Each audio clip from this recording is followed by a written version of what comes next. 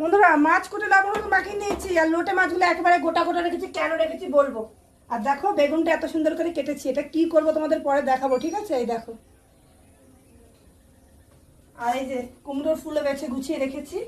তো চলো, এখানে এতগুলো তেল দিয়ে দিয়েছি, আর লোটে মাছগুলো কেন গোটা গোটা রেখেছি সেটা দেখাচ্ছি তোমাদের। এই দেখো, দেখেছো কি করছি? এইভাবে করলে না মাছটা গোটা গোটাই থাকবে ভাজা করলে, জানো তো। তাই জন্য আমি এটা এইভাবে ভাজা করবো।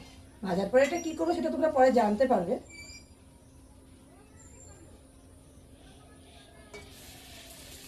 দিয়ে দিলাম, ঠিক আছে।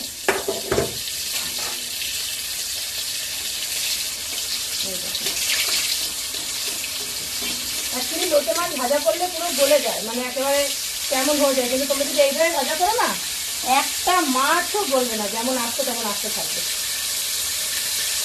বুদ্ধি থাকলে বন্ধুরা অনেক কিছু